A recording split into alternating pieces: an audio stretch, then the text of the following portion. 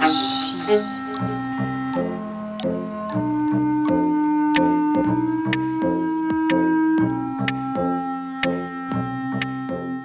Bonjour et bienvenue dans Arche Urbain, l'émission qui vous parle d'architecture et d'urbanisme. Au menu de cette émission, nous allons retrouver les architectes du bureau Artaud qui vont vous présenter deux projets en bardage en bois qui se trouvent tous les deux à Stavelot, mais l'un est une maison, l'autre est un hôtel. Et nous allons, pour démarrer cette émission, retrouver l'architecte Frédéric Servet dans son habitation privée. On le retrouve directement. Bonjour Frédéric. Bonjour Emma. Comment vas-tu? Très bien. Tu fais partie du bureau Artaud, c'est la troisième émission que nous faisons avec vous, mais on ne t'avait pas encore vu. Tu es associé, tout comme Luc et Benjamin Robinson dans le bureau. Fait. Je suis dans le bureau depuis 2003 et ça fait maintenant 10 ans que je suis associé au bureau. D'accord. Nous sommes ici dans ta maison qui se trouve près de Stavelot, à Parfondruy. Parfondruy, d'accord.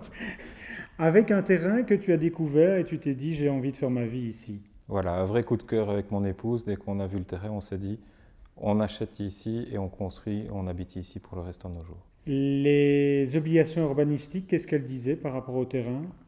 Elle disait essentiellement une implantation parallèle à la voirie qui nous surplombe ici un peu plus haut. Oui. Et c'était pratiquement les seules impositions du lotissement. Mais il n'y avait pas d'obligation par rapport à la distance à la voirie?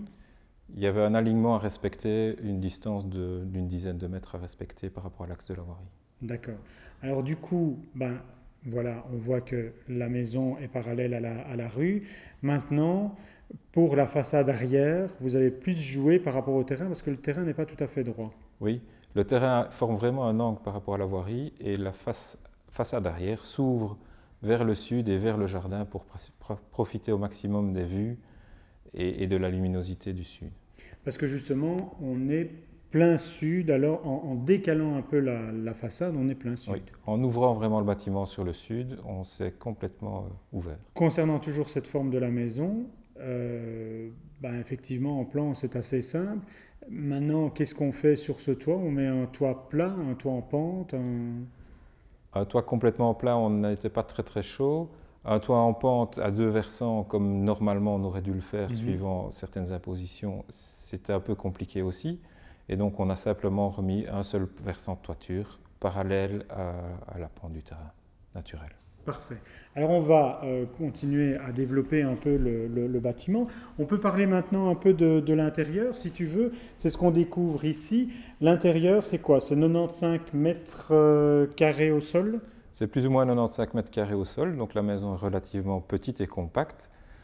Et on a essayé d'ouvrir le maximum les volumes à l'intérieur, de les découper, de les sculpter pour provoquer un maximum de découverte à l'intérieur, spatial, à l'intérieur du volume, et un maximum de découverte par rapport à l'extérieur et à tout l'environnement. C'est quoi? C'est un jeu justement de fenêtres alors? De fenêtres, de pans de murs, de diminuer au maximum la circulation et d'ouvrir, d'aller chercher les vues aux endroits les plus propices. Alors on rentre dans la maison, on a ce qu'on a derrière nous, le beau mur rouge qui est là, qui est donc la cuisine. En face, on a ce qui est à nouveau derrière nous, la table de la salle à manger qui trône en fait sur la grande pièce dans laquelle nous sommes. On a le sentiment en tout cas qu'elle est la pièce, pas la pièce maison, mais la pièce, l'objet de rassemblement de la famille. Voilà. Donc on est une famille avec 3 enfants, on est souvent à l'extérieur tous.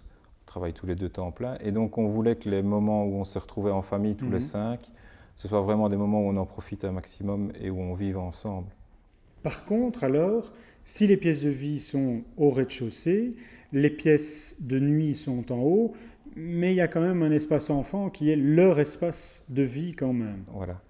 Donc les chambres des enfants sont à l'étage, elles sont toutes les 3 l'une à côté de l'autre et relativement petites en surface, mais profitent d'une grande mezzanine qui donne directement dans la salle à manger et qu'on aperçoit depuis le coin cuisine par exemple, ce qui permet des échanges et des communications entre tous les membres de la famille pendant la journée. Ce qui est très très drôle par rapport aux chambres des enfants, je trouve en tout cas, je n'avais pas encore vu ça, c'est qu'elles sont toutes identiques, toutes avec une couleur différente. Ça, on est strict ici. Les enfants doivent choisir leur couleur, mais ne peuvent pas y déroger. Le mobilier va avec. Je trouve ça très très bien. Et ce qui est super aussi, c'est que c'est petit, mais comme on est dans le haut du toit qui va être en pente, bah, du coup, vous avez réussi à faire une mezzanine sur laquelle on peut même se tenir pratiquement debout. Et donc, du coup, bah, ça double l'espace des chambres. Tout à fait. Donc les chambres qui sont vraiment très très petites, qui font à peine 7 mètres carrés au sol, leur surface est presque doublée, ce qui fait que ça devient des chambres tout à fait confortables.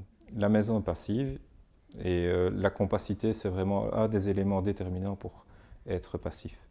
On voit que la façade est en bois, la structure est en bois également. La structure est en bois et elle est remplie d'isolant en cellulose. D'accord, quoi, 20 cm?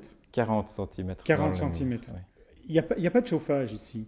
Non, on est complètement passif. Il y a juste le petit poêle que l'on voit voilà. ici. Qui est un poêle pour les journées où il fait vraiment très très froid, puisqu'on est quand même ici sur une partie élevée de la Belgique. Oui.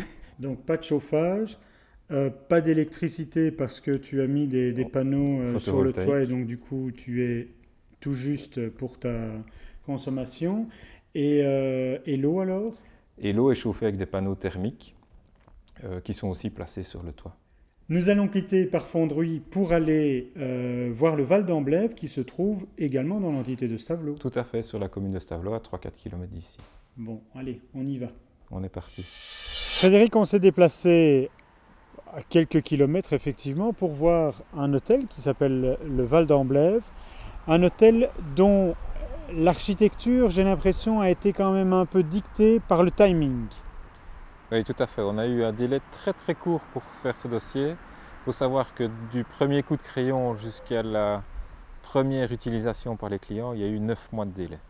9 mois de délai, d'accord. Alors 9 mois de délai, rentrée, permis de bâtir, etc. C'est ça. Donc pendant les 3 premiers mois, on a fait et la rénovation du bâtiment existant et les études pour l'extension et le bâtiment futur. C'est ça. Donc il y avait deux choses. La demande, c'était quoi? Un agrandissement d'un hôtel qui existait?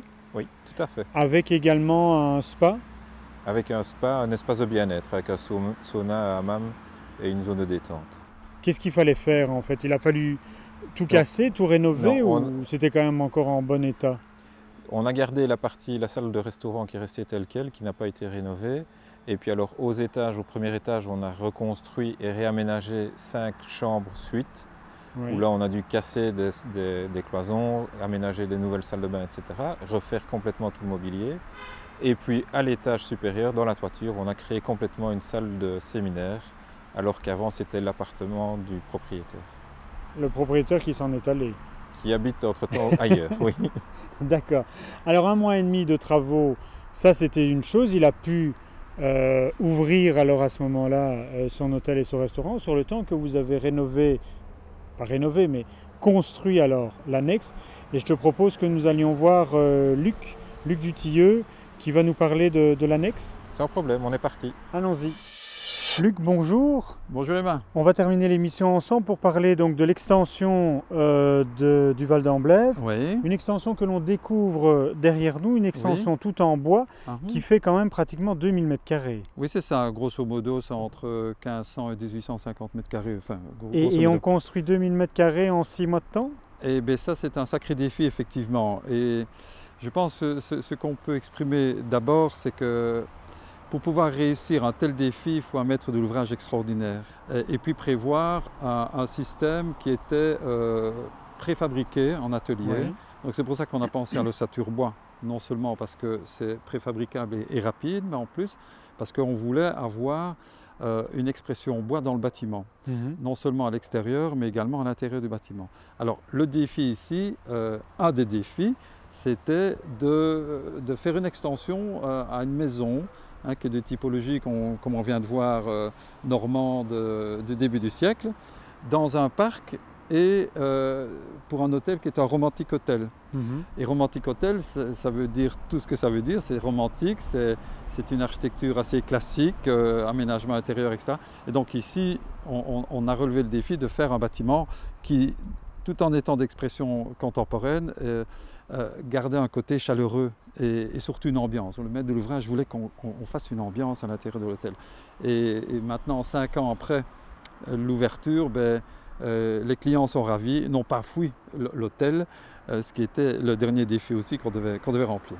Donc ça fait un L, Oui, c'est 2 ça. étages de chambre pour 14 chambres au total, Voilà. et un centre de bien-être au-dessus. Au-dessus, un centre de bien-être qui se positionne comme un élément totalement vitré. Parce qu'au niveau de la volumétrie des gabarits, on a beaucoup travaillé en fonction du paysage et de la qualité, je vais dire, d'architecture paysagère des arbres qui sont remarquables. Et donc on a fait tout un travail de jeu de volume, non seulement au niveau du principe du L, du wellness qui vient tout au-dessus. On a des éléments de balcon qui sont en porte-à-faux, avec des claustras en bois, qui fait que l'ensemble a un côté tout à fait, je veux dire, avec une volumétrie qui n'est pas transparente, mais qui est très, très légère, quoi. Je vois qu'il y a le toit il y a un toit vert. Oui, végétalisé, oui. Là, on sait que vous avez un souci d'écologie chez Artaud. Oui. Ici, c'est quoi? Il est basse énergie? Il est comment le bâtiment ici? Le bâtiment est basse énergie volontairement parce que c'est de nouveau, c'était 1, le délai et 2, le budget. Luc, on va en terminer là pour l'émission. Peut-être que Frédéric pourrait venir dire au revoir à nos côtés. Nous avons vu pas mal de projets de Artaud. Maintenant, je pense qu'on peut voir un peu mieux votre architecture. Je suis sûr qu'il y a encore énormément de choses à montrer sur votre bureau. N'hésitez pas donc à m'inviter pour produire d'autres émissions. Ça sera avec plaisir. Avec grand plaisir. D'ici là, vous pouvez voir et revoir cette émission sur www.archiurbain.be. Merci Luc, merci Frédéric, Emma, et à bientôt. À bientôt, au revoir. Au revoir.